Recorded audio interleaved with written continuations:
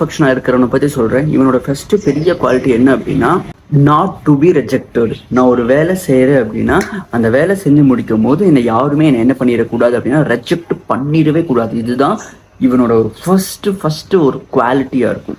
எல்லார்கிட்டையும் என்ன பண்ணுவாங்க அப்படின்னா அப்ரூவல் வாங்கிட்டே இருப்பாங்க. தலைவர் கரெக்டாக, மேம், சார், அம்மா, அப்பா, டேய் தம்பி, எல்லார்கிட்டையும் என்ன பண்ணுவாங்க அப்படின்னா இது சரியா, இது சரியா, இது சரியா அப்படிங்கிற மாதிரி என்ன பண்ணிட்டு இருப்பாங்க, அப்ரூவல் வாங்கிட்டே இருப்பாங்க. மற்றவனோட எக்ஸ்பெக்டேஷன்ஸை நான் எப்படி மீட் பண்ணலாம் அப்படிங்கிறது மட்டும்தான் என்ன ஆகும் அப்படின்னா அவங்க மூளையில வந்து ஓடிக்கிட்டே இருக்கும். மிஸ்டேக் அதை எப்படி அவாய்ட் பண்ணிட்டு போகலாம், அவ்வளோதான். மிஸ்டேக்கே நம்ம வாழ்க்கையில் வரக்கூடாதுடா, அதை எப்படி நம்ம அவாய்ட் பண்ணிட்டு போகலாம் அப்படின்னு யோசிப்பாங்க. இதெல்லாம் தாண்டி யாராவது தம்பி இது இப்படி இல்லை தம்பி இப்படி பண்ணிருக்கலாம்னு சொல்லிட்டோன்னு வைங்களே, என்ன அவன் குறை சொல்லிட்டான், டே நான் உன்னை குறை சொல்லடா, உன் வேலையை குறை சொல்லியிருக்கேன் அப்படின்னா அது அவனுக்கு புரியாது.